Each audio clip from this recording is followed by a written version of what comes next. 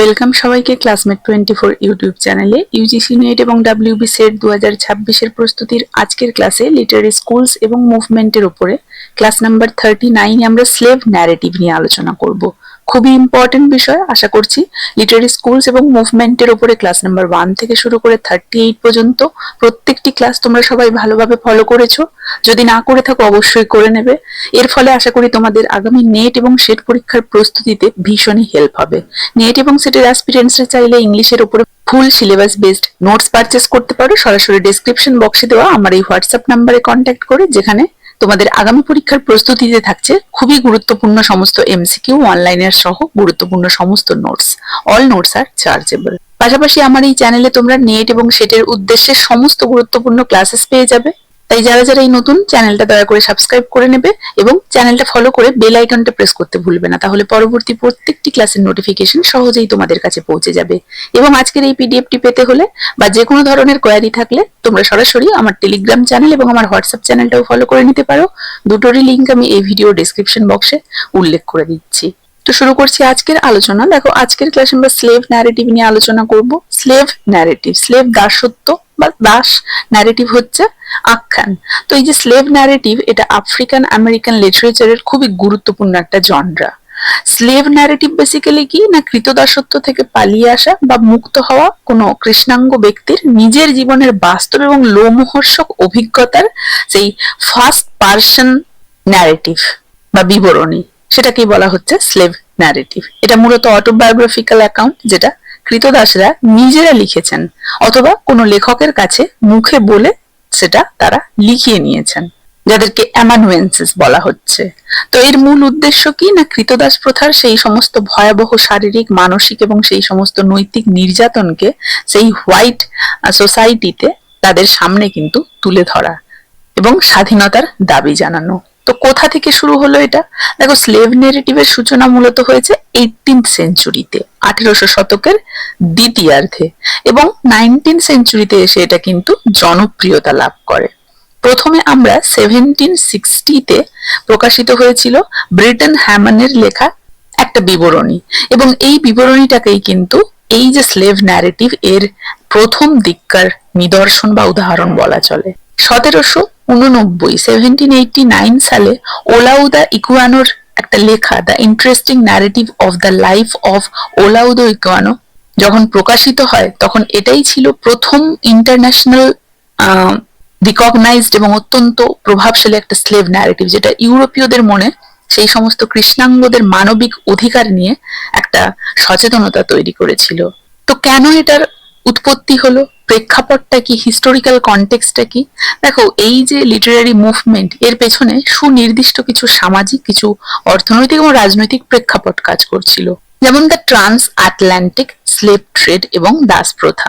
16 থেকে 19 সেঞ্চুরি পর্যন্ত আফ্রিকানদেরকে জোরপূর্বক ধরে এনে আমেরিকা আর ইউরোপের সেই সমস্ত উপনিবেশগুলোতে, বিশেষ করে আমেরিকার সেই সাউথে, সেই রাজ্যগুলোতে বা সেই সাউথ আমেরিকার তুলো এবং আখের সেই যে প্ল্যান্টেশনে তাদেরকে কৃতদাস হিসেবে খাটানোর জন্য বিক্রি করে দেওয়া হতো। তাদের সাথে পশুর মতো ব্যবহার করা হতো, কোনো মৌলিক অধিকার তাদেরকে দেওয়া হতো না। এটা একটা কারণ ছিল। আর একটা কি, দাস প্রথা বিরোধী যে মুভমেন্ট। দেখো, 1830 থেকে 65 পর্যন্ত, মানে এই সালের মধ্যে আমেরিকায় দাস প্রথা বিলুপ্তির মুভমেন্ট তীব্র আকার ধারণ করে। উত্তর আমেরিকার শ্বেতাঙ্গ সংস্কারক এবং মুক্ত কৃষ্ণাঙ্গরা দাস প্রথার সেই নির্মমতা প্রমাণ করার জন্য সরাসরি ভুক্তভোগীদের সাক্ষ্য খুঁজছিলেন। তো এই আন্দোলনের রাজনৈতিক এবং নৈতিক হাতিয়ার হিসেবেই এই যে স্লেভ ন্যারেটিভ এর একটা ব্যাপক জোয়ার আসে। এছাড়া ফিউজিটিভ স্লেভ অ্যাক্ট রয়েছে, যেটা এসেছিল 1850-তে। এই যে বিতর্কিত আইন, এর মাধ্যমে কি বলা হয়, কোন দাস পালিয়ে উত্তর আমেরিকার মুক্ত রাজ্যে চলে গেলেও তাকে পুনরায় ধরে কিন্তু সেই মালিকের কাছে ফেরত পাঠানো যাবে। তো এই আইনটার বিরুদ্ধে একটা জনমত গড়ে তুলতে কৃতদাসদের এই যে বাস্তব কাহিনীগুলো একটা লিটারারি টুল হিসেবে কাজ করেছিল। এছাড়াও সেই দ্য কোয়েস্ট ফর লিটারেসি আমরা দেখেছি, তৎকালীন সময় দাসদের জন্য পড়াশুনো শেখা সম্পূর্ণ নিষিদ্ধ এবং আইনত দণ্ডনীয় অপরাধ ছিল। তাই একজন প্রাক্তন দাসের নিজের বই নিজে লিখতে পারাটাই ছিল শ্বেতাঙ্গদের, কৃষ্ণাঙ্গরা বুদ্ধিহীন এবং মানুষ নামের অযোগ্য এই যে বর্ণবাদী ধারণার বিরুদ্ধে একটা সবচেয়ে বড় একটা ইন্টেলেকচুয়াল মুভমেন্ট বা ডিক্লেয়ারিং ইন্ডিপেন্ডেন্স। তাহলে আমরা দেখতে পেলাম যে দাস প্রথা পুরোপুরি বন্ধ করার জন্য একটা বিশাল সামাজিক রাজনৈতিক মুভমেন্ট শুরু হয়েছিল, কারণ তৎকালীন আমেরিকায় কৃষ্ণাঙ্গদেরকে পশুর মতো কিনে জমিতে খাটানো হতো। কিছু মানুষ বুঝতে পেরেছিল যে একজন মানুষকে এভাবে জোর করে আটকে রাখা চরম পাপ এবং অধর্ম। তো এই ভালো মানুষেরা দলবদ্ধ হয়ে যে মুভমেন্টটা শুরু করলো তাকেই আমরা কি বলি, অ্যাবলিশনিস্ট মুভমেন্ট, তাই না? এরা কি করত? এরা মূলত গোপনে দাসদেরকে পালাতে সাহায্য করত, বড় বড় সভা করত, খবরের কাগজে এরা লিখতো, আর স্লেভ ন্যারেটিভ বা দাসদের সেই আত্মজীবনীগুলো এদের সব থেকে বড় একটা অস্ত্র হয়ে দাঁড়ালো। আন্দোলনকারীরা সাধারণ মানুষকে এই বইগুলো দেখাতো এবং দেখিয়ে বলতো, দেখো দাসদের উপরে কত অত্যাচার হচ্ছে, এবার তো এই দাস প্রথা বন্ধ করতে হবে। আর ফিউজিটিভ অ্যাক্টটা ছিল দাস মালিকদের তৈরি করা একটা নিষ্ঠুর আইন, যাতে করে কোনো দাস না পালিয়ে বাঁচতে পারে। তো আমেরিকার যেহেতু দুটো ভাগ ছিল, দক্ষিণের রাজ্যগুলোতে দাস প্রথা চালু ছিল আর উত্তরের রাজ্যগুলো স্বাধীন, সেখানে কোনো দাস প্রথা ছিল না। ফলে দক্ষিণের দাসরা প্রায় উত্তরে পালিয়ে যেত। তো সেখানে সাধারণ মানুষের মতো তারা স্বাভাবিকভাবে বাঁচতে শুরু করতো, কিন্তু এই নিয়মের ফলে সেটা হচ্ছিল না। দক্ষিণে রেগে যাওয়া মালিকরা কি করলো, তখন 1850 সালে নতুন আইনটা পাশ করলো, যার ফলে কি হলো, কোনো দাস পালিয়ে উত্তরে চলে গেলেও মালিকরা উত্তর দিক থেকে তাকে জোর করে আবার ধরে নিয়ে আসতে পারবে, এমনটা চালু হয়ে গেল।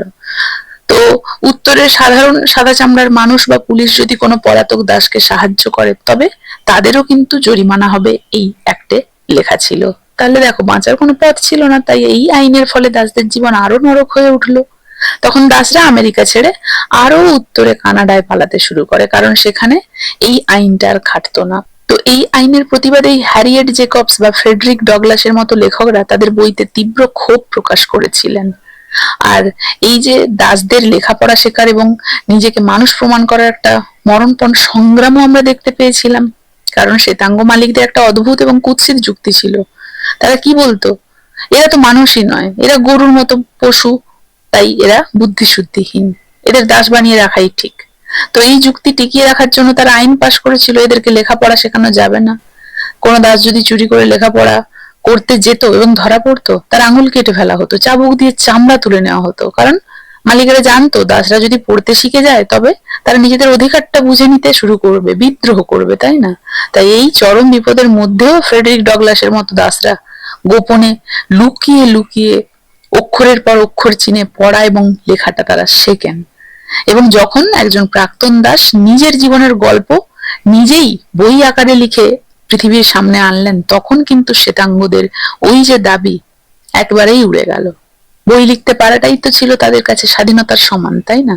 তারা প্রমাণ করে দিয়েছিল, আমরা লিখতে পারি, তার মানে আমরাও তোমাদের মতোই মানুষ, তোমাদের দাস হওয়ার জন্য আমরা জন্মাইনি, এটা তোমরা বানিয়ে রেখেছো। তাহলে স্লেভ ন্যারেটিভসে বেশ কয়েকটা থিম আমরা ঘুরে ফিরে দেখতে পাই, বারবার আসছে। Literacy as a pathway to freedom. আগে যেমন আলোচনা আমরা করলাম যে দাসদের জন্য লেখাপড়াটা নিষিদ্ধ ছিল, তাই না, আইনত, কারণ তারা আইন পাস করিয়ে নিয়েছিল যে এরা পড়ালেখা করতে পারবে না। কিন্তু এই যে ন্যারেটিভ গুলোতে দেখানো হয়েছে যে যখনই কোনো দাস পড়তে বা লিখতে শেখেন, তখনই তাদের মধ্যে প্রথম মানসিক মুক্তি এবং স্বাধীনতার একটা চেতনা জাগ্রত হয়। তো শিক্ষা ছিল দাসদের তৈরি দাসত্বের শৃঙ্খল ভাঙার প্রথম এবং প্রধান হাতিয়ার। এছাড়াও ফিজিক্যাল এসকেপ, দক্ষিণ আমেরিকার ওই যে অত্যাচারী দাস মালিকদের থেকে তারা যে পালিয়ে উত্তর আমেরিকার মুক্ত রাজ্যগুলোতে তারা চলে যেতে চাইতো, এবং এর ফলে যে একটা জীবনপণ লড়াই এবং যাত্রা, এটাই এখানে ফুটিয়ে তোলা হয়েছে। আর কি, দাসত্বে থাকার সময় একজন মানুষের কোনো পরিচয় থাকে না, কিন্তু সে কেবলই মালিকের একটা সম্পত্তি। কিন্তু পালিয়ে এসে যখন সে মুক্ত, তারপরে তার একটা নাম তৈরি হয়, খ্রিস্টান ধর্মে প্রকৃত বিশ্বাস খুঁজে পায় সে, এবং একটা সম্পূর্ণ নতুন মানুষ হিসেবে সমাজে নিজের পরিচয় সে তৈরি করে। একেই বলা হচ্ছে আধ্যাত্মিক পুনর্জন্ম। আর দাস প্রথার সব থেকে নিষ্ঠুর দিক ছিল কি না, ফ্র্যাগমেন্টেশন অফ ফ্যামিলি। শ্বেতাঙ্গ মালিকেরা টাকার প্রয়োজনে যে কোনো সময় দাসদের পরিবারকে ভেঙে দিত, সন্তানদেরকে মায়ের বুক থেকে তারা কেড়ে নিত অন্য মালিকের কাছে বিক্রি করে দেবে বলে, স্বামীকে স্ত্রীর থেকে আলাদা করে দিত। পরিবারগুলোকে কিভাবে এরা চিরতরে ধ্বংস করে দিত এরাই জানে। তো এর অত্যন্ত একটা বেদনাদায়ক চিত্র আমরা এই স্লেভ ন্যারেটিভ গুলোতে দেখতে পাবো। তাহলে স্লেভ ন্যারেটিভের বিষয়বস্তু এগুলোই, তাই না? Literacy as a pathway to freedom, physical escape, spiritual revert, fragmentation of families and structural hypocrisy of white Christian slave holders. দেখো, তৎকালীন সময় শ্বেতাঙ্গ সমাজ সহজে কোনো কৃষ্ণাঙ্গ মানুষের লেখা বিশ্বাস করতে চাইতো না। কেনই বা করবে? তাই একটা স্লেভ ন্যারেটিভকে সত্যি এবং নির্ভরযোগ্য প্রমাণ করার জন্য একটা নির্দিষ্ট একটা স্ট্রাকচার মেনে লেখা হতো। যেমন আই ওয়াজ বর্ন এভাবে শুরু করা হতো।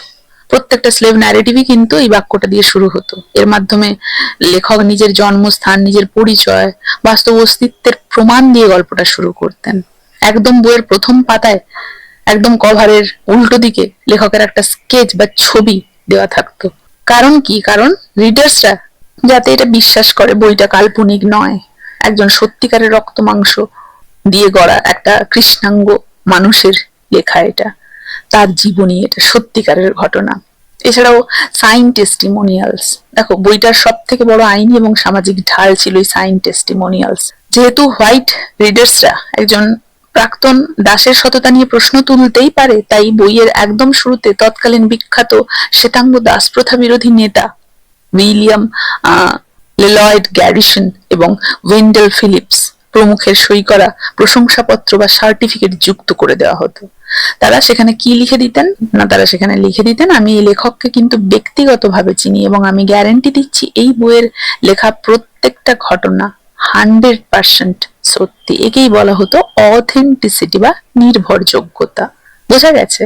তাহলে শুধুমাত্র যে তারা সহজেই লেখাপড়া শিখেই স্বাধীনতা লাভ করে গেল তা নয়, প্রতিষ্ঠা করতে যেতেও তাদেরকে কিন্তু অনেক অনেক সমস্যার এবং বাধার সম্মুখীন হতে হয়েছে, তাই না? এরপরে আমরা এই যে স্লেভ ন্যারেটিভ এর মেজর রাইটার্সদের এবং তাদের এসেনশিয়াল ওয়ার্ক গুলো নিয়ে আলোচনা করব। সবার প্রথমে পাচ্ছি ফ্রেডরিক ডগলাসকে। দেখো, ডগলাস ছিলেন আফ্রিকান আমেরিকান ইতিহাসের প্রভাবশালী একজন লেখক, সমাজ সংস্কারক। তার লেখা টেক্সটটা স্লেভ ন্যারেটিভের ইতিহাসে কিন্তু একদমই মাইলস্টোন হিসেবেই রয়ে গেছে আর কি। কি ছিল? Narrative of the life of Frederick Douglass an American slave 1845। এই বইটাতে দেখানো হয়েছে যে কিভাবে একজন সাধারণ দাস তার অদম্য ইচ্ছা শক্তির জোরে প্রথমে পড়তে এবং লিখতে শিখলো। তার পরবর্তীতে সে একজন একদমই শিক্ষিত একজন আন্দোলনকারী নেতা হিসেবে বা লিডার হিসেবে সে সবারই একটা অনুপ্রেরণার উৎস হয়ে দাঁড়ালো, কৃষ্ণাঙ্গদের, স্লেভদের। তো এটা মূলত মনস্তাত্ত্বিক বা সাইকোলজিক্যাল এবং ফিজিক্যাল মুক্তির একটা এপিক যাত্রা বলা চলে, তাই না? এই বইটার সব থেকে বিখ্যাত এবং যুগান্তকারী একটা ঘটনা হচ্ছে সেই দাস দমনকারী এডওয়ার্ড কোভির সাথে ডগলাসের সেই শারীরিক লড়াই। কোভি ছিল দাসদের উপরে চরম অত্যাচার করে তাদের মনোবল ভেঙে দেওয়ার জন্য কুখ্যাত একজন ব্যক্তিত্ব। তো ডগলাস একদিন অত্যাচার সহ্য করতে না পেরে তার বিরুদ্ধে রুখে দাঁড়ায় এবং শারীরিক লড়াইয়ে তাকে কিন্তু হারিয়ে দিয়েছিল। তো এই ঘটনাটা ডগলাসের হারিয়ে যাওয়া সেই আত্মবিশ্বাস, তার সেই ম্যানহুড, স্বাধীনতার চেতনাটাকেই ফিরিয়ে এনেছিল। সে ভেবেছিল আমি যদি এটা পেরেছি তাহলে আর কেন পারবো না এর পরবর্তীতে বাকি কিছু করতে। তো এই বইটাতে দেখানো হয়েছে কিভাবে সেই সমস্ত হোয়াইট পিপলরা দাসদেরকে মানুষের মর্যাদা না দিয়ে তাদের অজ্ঞান করে রাখত, দাসদের আসল বয়স, জন্মদিন, বংশ পরিচয় সব লুকিয়ে রাখতো, যাতে তারা নিজেদের অস্তিত্বটাকেই ভুলে যায় এবং পশুর মতো নিজেদেরকে মনে করে, কখনো বিদ্রোহ করার সাহস না পায়। বোঝা গেছে? ফ্রেডরিক ডগলাস তার জীবনে মোট 3টে আত্মজীবনী লিখেছিলেন, যেটা খুবই গুরুত্বপূর্ণ নেটের পয়েন্ট অফ ভিউ থেকে। প্রথমত আমরা তো পেলাম narrative of the life of Frederick Douglass 1845 এ, দ্বিতীয়টা হচ্ছে my bondage and my freedom 1855 এ, আর তৃতীয়ত হচ্ছে life and times of Frederick Douglass, যেটা এসেছিল 1881 এ। তিনটেই তিনি কিন্তু লিখেছিলেন আত্মজীবনী। ভেরি ভেরি ইম্পর্টেন্ট নেটের পয়েন্ট অফ ভিউ থেকেও, সেটের পয়েন্ট অফ ভিউ থেকেও। এরপরে দেখো হ্যারিয়েট জেকবস। এরপরে আমরা হ্যারিয়েট জেকবসকে পাচ্ছি। পুরুষ দাসদের তুলনায় নারী দাসদের অভিজ্ঞতা কেমন ছিল সেটা প্রথমবারের মতো তুলে ধরলেন কে? হ্যারিয়েট জেকবস, তাই না? তার ছদ্মনাম ছিল লিন্ডা ব্রেন্ট। তৎকালীন সামাজিক রক্ষণশীলতা এবং নিজের সেই সমস্ত নিরাপত্তা রক্ষার জন্য জেকবস কিন্তু এই বইটা লিন্ডা ব্রেন্ট ছদ্মনামে প্রকাশ করেছিলেন। কোন বইটা? Incidents in the life of slave girl 1861। তো ডগলাসের বইতে যেখানে আমরা কি দেখতে পেয়েছিলাম, শারীরিক শ্রম, চাবুকের আঘাত ইত্যাদির কথাগুলো বেশি ছিল, জেকব সেখানে দেখালেন যে নারী দাসদের আসল নরক যন্ত্রণাটা ঠিক কিরকম। শ্বেতাঙ্গ সেই সমস্ত মালিকেরা কিভাবে অল্প বয়সে কৃষ্ণাঙ্গ মেয়েদের উপর প্রতিনিয়ত যৌন নির্যাতন চালাতো এবং তাদেরকে ইচ্ছার বিরুদ্ধে ব্যবহার করতো, আর নির্মম এক সত্য সত্যের মুখোমুখি তাদেরকে প্রত্যেক দিন দাঁড়াতে হতো, সেটাই তিনি এখানে তুলে ধরেছেন। আর এর সাথে মাতৃত্বকালীন কষ্ট, সন্তান কেড়ে নেওয়ার ট্রমা, এগুলো তো অবশ্যই তিনি ফুটিয়ে তুলেছেন তার রাইটিং এ, আমরা দেখেছি। তো এই যে বইটা incidents in the life of slave girl, এই বইটার মূল ভিলেন বা অত্যাচারী মালিক কে ছিলেন? সেই ডক্টর ফ্লিন্ট। তার সেই কন্টিনিউয়াস যৌন হেনস্থা এবং অত্যাচার থেকে বাঁচতে এবং নিজের সন্তানদের তার হাত থেকে রক্ষা করতে লিন্ডা একটা চরম সিদ্ধান্ত নেন। একটা ছোট্ট কাঠের ঘরের চিলে কোঠায় দীর্ঘ 7 বছর সম্পূর্ণ লুকিয়ে কাটান, যেখানে সোজা হয়ে দাঁড়ানোর মতো জায়গাটুকুও ছিল না। সেখান থেকে তিনি গোপনে নিজের সন্তানদের দেখতেন এবং শেষ পর্যন্ত তিনি উত্তর আমেরিকায় পালিয়ে যেতে সক্ষম হন সেখান থেকে। বোঝা গেছে? তিনি এই জায়গাটাকে তার বইতে কিন্তু লুপ হোল অফ রিট্রিট বা পালিয়ে বাঁচার একটা জানালা বা সুড়ঙ্গ বলে উল্লেখ করেছেন। এরপরে আমরা কি পাবো? এরপরে আমরা হ্যারিয়েট টাফম্যানকে পাবো এবং সারা হফকিন্স ব্র্যাডফোর্ডকে পাবো। দেখো, হ্যারিয়েট টাফম্যান নিজে লিখতে বা পড়তে জানতেন না, ইলিটারেট ছিলেন তিনি। তাই তিনি মুখে মুখে নিজের জীবনের সমস্ত সেই সমস্ত অভিজ্ঞতার কথা তিনি বলতেন এবং শ্বেতাঙ্গ বা হোয়াইট পিপল হিসেবে লেখিকা সারা হফকিন্স ব্র্যাডফোর্ড, তিনি লেখিকাও ছিলেন, শিক্ষিকাও ছিলেন। ইন্টারভিউ এর মাধ্যমে তার সমস্ত যে সংগ্রহ করা জিনিসগুলো সেটাকে বই আকারে তিনি এডিট করে প্রকাশ করেন। Scenes in the life of Harriet Tubman 1869। 1869 এ প্রকাশিত এই যে বইটা, এটাতে আমরা কি দেখেছি? হ্যারিয়েট টাফম্যান জন্মসূত্রে কৃতদাস ছিলেন। তৎকালীন সেই কঠোর আইনের কারণে তিনি কখনোই পড়াশোনা শেখার সুযোগ পাননি এবং যেহেতু তিনি নিজে লিখতে পারতেন না, তাই হোয়াইট লেখিকা এবং সমাজকর্মী সারা হফকিন্স ব্র্যাডফোর্ড তার সেই দীর্ঘ ইন্টারভিউ বা সাক্ষাৎকার নেন। টাফম্যানের মুখে বলা সেই সমস্ত সত্যি ঘটনাগুলোকেই ব্র্যাডফোর্ড নিজের ভাষায় লিখে বই আকারে সংকলন এবং সম্পাদনা করেন। একে সাহিত্যে অ্যামানুয়েন্সিস ন্যারেটিভ বলা হয়, শ্রুতিলিপি। বোঝা গেছে? এই বইটার মূল যে বিষয়বস্তু হচ্ছে ট্যাবম্যানের বীরত্বপূর্ণ সেই সমস্ত লড়াইয়ের কাহিনী। আন্ডারগ্রাউন্ড রেল রোডের সব থেকে গুরুত্বপূর্ণ কন্ডাক্টর বা পথ প্রদর্শক ছিলেন টাফম্যান। নিজের জীবন বাজি রেখে তিনি বারবার দাস মালিকদের এলাকায় ফিরে যেতেন এবং অত্যন্ত চতুরতার সাথে কিন্তু তিনি দাসদেরকে সেই যে নর্থের রাজ্যগুলোতে নিয়ে চলে আসতেন। মানে দক্ষিণে যখন দাসদের উপর এরকম চরম অত্যাচার চলছিল, তখন তাদেরকে বাঁচানোর জন্য কিছু ভালো মানুষেরা মিলে গোপনে একটা নেটওয়ার্ক তৈরি করেছিল। এই নেটওয়ার্কের মাধ্যমে দাসদেরকে লুকিয়ে দক্ষিণ থেকে উত্তরের সেই সমস্ত রাজ্যগুলোতে বা কানাডায় পৌঁছে দেওয়া হতো। তো এটা তো বেআইনি ছিল, গোপন ছিল। তাই পুলিশ আর সেই দাস মালিকদের চোখকে ফাঁকি দিয়ে তারা কি করতো? রেলগাড়ির বিভিন্ন শব্দকে একটা কোড বা ছদ্মনাম হিসেবে ব্যবহার করতো, যেমন rail road, station, station masters ইত্যাদি। রেল রোড হচ্ছে দাসদের পালানোর গোপন একটা রুট। স্টেশন হচ্ছে সেই পথের মাঝখানে থাকা নিরাপদ বাড়ি বা গির্জা বা গুদাম ঘর, যেখানে সেই পালিয়ে আসা দাসেরা দিনের বেলায় লুকিয়ে থাকতো এবং খাবার পেত, রাতের বেলায় আবার ক্রস করতো। আর স্টেশন মাস্টার হচ্ছে ওই নিরাপদ বাড়িগুলোর মালিকেরা, যারা নিজেদের জীবনের ঝুঁকি নিয়ে ওই সমস্ত দাসদেরকে আশ্রয় দিত। তো আমরা বাসে কন্ডাক্টর দেখতে পাই, তো তাদের কাজ কি? যাত্রীদের পথ দেখিয়ে সঠিক গন্তব্যে নিয়ে যাওয়া, তাই না? তো যে সমস্ত সাহসী ব্যক্তিরা দাসদের এলাকায় ঢুকতেন এবং যারা চলে যাবে বা পালিয়ে যাবে তাদের দলকে নিয়ে অন্ধকারে মানে পার করিয়ে দিতেন বা পথ দেখিয়ে স্টেশন থেকে এক স্টেশন থেকে অন্য স্টেশনে তারা নিরাপদে সেই সমস্ত নর্থের সেই সমস্ত স্টেট গুলোতে পৌঁছে দিতেন, তাদেরকে কন্ডাক্টর বলা হয়, তাই না? বিপজ্জনক কাজ ছিল, কারণ ধরা পড়লে তো সোজা ফাঁসি, চাবুকের আঘাতে পুরো মৃত্যু নিশ্চিত। তো কন্ডাক্টররা রাতের সেই সমস্ত স্টার গুলোকে দেখে দেখে পথ চিনতেন এবং গোপনে জঙ্গলের ভেতর দিয়ে কিন্তু নদী পার হয়ে দাসদেরকে নিয়ে যেতেন। তো হ্যারিয়েট টাফম্যান নিজে একজন দাস ছিলেন এবং তিনি এই পথ দিয়েই কিন্তু পালিয়ে মুক্ত হয়েছিলেন, কিন্তু নিজে স্বাধীন হয়েই তিনি ক্ষান্ত হননি। একা নিজে স্বাধীনতা লাভ করে কোনো আনন্দই নেই তিনি মনে করেছিলেন। তাই তিনি আন্ডারগ্রাউন্ড ওই রেল রোডটাকে ইউজ করে আবার ফিরে এসেছিলেন, আবারও কিছু জনকে নিয়ে গিয়েছিলেন, আবার এসেছিলেন, আবারও নিয়ে গিয়েছিলেন। এইভাবে তিনি একটা প্রধান বা সফল কন্ডাক্টর হয়ে উঠেছিলেন আন্ডারগ্রাউন্ড রেল রোডের। বোঝা গেছে? প্রায় 19 বার তিনি ছদ্মবেশে বারবার দাসদের এলাকায় ফিরে যান এবং কিছু দাসকে মুক্ত করিয়ে সেখান থেকে নিয়ে যান। প্রতিবার তিনি দাসদের একটা করে দলকে নিজের দায়িত্বে গাইড করে পথ দেখিয়ে উত্তরে নিয়ে আসতেন। এটাই এখানে বলা হয়েছে। তার সেই বুদ্ধিমত্তা এতটাই তীব্র ছিল যে কন্ডাক্টর হিসেবে এতবার এত মানুষকে পার করেও তিনি কিন্তু কখনো পুলিশের হাতে ধরা পড়েননি এবং সাথে কোনো যাত্রীও কিন্তু তার কারণে হারিয়ে যায়নি বা ধরা পড়েনি বা মারা যায়নি। বোঝা গেছে? তো তার 1869 এর সেই বইটা কিন্তু পরবর্তীকালে আরো বড় আকার নেয়। কোন সময়? 1886 এ এই বইটার একটা এক্সপ্যান্ডেড ভার্সন প্রকাশ করা হয় এবং নতুন নাম দেওয়া হয় Harriet the Moses of her people. বোঝা গেছে? বাইবেলের রূপক ব্যবহার করে তাকে জাতির মোজেস দাসত্ব থেকে মুক্তি দেন এমন একজন মাসিহা হিসেবে চিরতরে তাকে সম্মানিত করা হয়। বোঝা গেছে? তো এরপরে দেখো প্রিকার্সর লেখা আছে। প্রিকার্সর হচ্ছে যারা কোনো সাহিত্যিক ধারা বা জনরা সবার সামনে প্রথম শুরু করেছিলেন, অর্থাৎ ফ্রেডরিক ডগলাস, হ্যারিয়েট জেকবস বহু বছর আগে যারা স্লেভ ন্যারেটিভের পথ প্রদর্শক ছিলেন তাদের কথা এখানে বলা হয়েছে। এছাড়াও ওলাউদা ইকুয়ানো, দেখো ইকুইয়ানো তার যে লেখাটার নাম ছিল the interesting narrative of the life of Olaudah Equiano 1789 সালে এই যে বইটা প্রকাশিত হয়েছিল, এই বইটাকে স্লেভ ন্যারেটিভের অন্যতম প্রধান একটা আন্তর্জাতিক ভিত্তি ধরা হয়েছিল এবং এটা প্রকাশের পরেই হোয়াইট পিপলদের দুনিয়াতে কৃতদাসদের আসল জীবন কতটা যন্ত্রণাদায়ক সেটার পর্দা ফাঁস হয়ে গিয়েছিল। আফ্রিকা থেকে এই সমস্ত মানুষদেরকে যে পশুর মতো গাদাগাদি করে বন্দি করে আটলান্টিক মহাসাগর পার করে আমেরিকায় নিয়ে এসে অতি ভয়ানক একটা সমুদ্রযাত্রা পার করে তাদেরকে আনা হতো খাটানোর জন্য, ইকুয়ানো তার বইতে নিখুঁত বর্ণনা দিয়েছেন যে কিভাবে জাহাজের ভেতরে অন্ধকার নোংরা পরিবেশে রোগে ভুগে হাজার হাজার আফ্রিকান মারা যেত। তো এর যে একটা বাস্তব চিত্র কিন্তু তিনি তুলে ধরেছিলেন তৎকালীন সময়ের।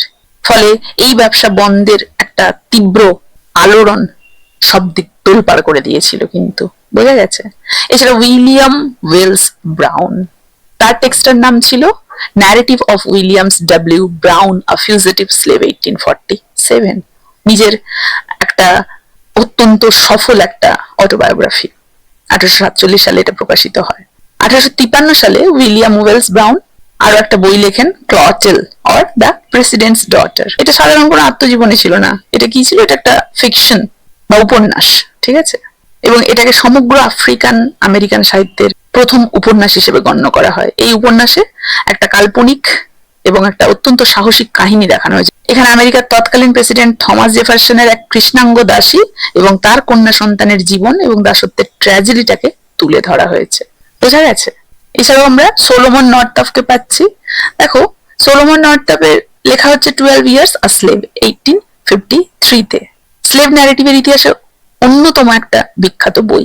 ফ্রেডরিক ডগলাস বা হ্যারিয়েট জেকবসের যে ন্যারেটিভ গুলো, সেগুলো এমন ব্যক্তিদের নিয়ে লেখা যারা জন্ম থেকে কৃতদাস এবং পরে স্বাধীনতা অর্জন করেছিল। কিন্তু সোলোমন নর্থআপের কেসটা সম্পূর্ণ আলাদা।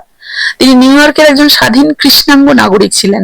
পেশায় কি ছিলেন? একজন দক্ষ ভায়োলিনিস্ট, বেহালাবাদক, এবং সপরিবারে তিনি কিন্তু স্বাধীনভাবে বাস করতেন। 1841 সালে গিয়ে দুজন প্রতারক তাকে মিউজিক ব্যান্ডে কাজ করার অজুহাতে ওয়াশিংটন ডিসিতে ডেকে নিয়ে যায়। সেখানে তাকে এক ধরনের মাদক খাইয়ে অচেতন করে দেয় এবং তার স্বাধীন নাগরিকত্বের সমস্ত কাগজপত্রের প্রমাণ নষ্ট করে দেয়। এরপর তাকে চোরের মতো বিক্রি করে দেওয়া হয় এবং আমেরিকার সেই সাউথের নিউ অরলিন্সের সেই যে লুইজিয়ানার সেই তুলো প্ল্যান্টেশনে সেখানে তাকে বিক্রি করে দেওয়া হয়। সেখানে তিনি দীর্ঘ 12 বছর কিন্তু সেই প্ল্যান্ট হ্যামিল্টন নামক একটা সেই ছদ্মনামে কৃতদাস হিসেবে তিনি খাটতে থাকেন। এই যে চ্যাটেল স্লেভারি, মানে এমন এক দাস প্রথা যেখানে একজন দাসকে মানুষের কোনো মর্যাদা দেওয়া হচ্ছে না, তাকে আইনি ভাবে মালিকের ব্যক্তিগত স্থাবর সম্পত্তি, আসবাবপত্র বা গবাদি পশুর মতো গণ্য করা হচ্ছে। মানে মালিক চাইলেই তাকে কিন্তু বিক্রি করতে বা বন্ধ রাখতে বা ধ্বংস করতে পারতো। তো সোলোমন এই ব্যবস্থার নিষ্ঠুরতার একটা জীবন্ত একটা নিখুঁত বিবরণী যেন তার লেখার মাধ্যমে ফুটিয়ে তুলেছেন। এবং এই যে লেখা 12 বছর পর কিন্তু কানাডার একজন উদারপন্থী সেই হোয়াইট পিপল বা কার্পেন্টার স্যামুয়েল বাসের সহায়তায় কিন্তু এই যে সোলোমন তার পরিবারের কাছে চিঠি পাঠাতে সক্ষম হন এবং আইনি লড়াইয়ের মাধ্যমে কিন্তু 1853 সালে তিনি মুক্তিও পান। আর সেই বছরই তিনি এই বইটি লেখেন। বোঝা গেছে? তাহলে স্লেভ ন্যারেটিভ যে কেবল কৃতদাসদের ব্যক্তিগত দুঃখ, তাদের যে কষ্ট, সেই কষ্ট নিয়ে যে আত্মজীবনী, এরকমটা নয়। এটা কি না তৎকালীন আমেরিকার যে বর্ণবাদ, অমানবিক দাস প্রথার বিরুদ্ধে একটা শক্তিশালী একটা ইন্টেলেকচুয়াল একটা পলিটিক্যাল মুভমেন্ট আমরা বলতে পারি। ওলাউদা ইকুয়ানো থেকে শুরু হয়েছিল। এটা শুরু হয়ে Frederick Douglass, Harriet Jacobs, Harriet Tubman, Solomon Northup প্রমুখের লেখা পর্যন্ত গড়িয়েছে। এবং এদের এই লেখা প্রমাণ করে যে কৃষ্ণাঙ্গরা পশুতুল্য নয়, বরং শিক্ষা এবং স্বাধীনতার সমান অধিকারী মানুষ এরা।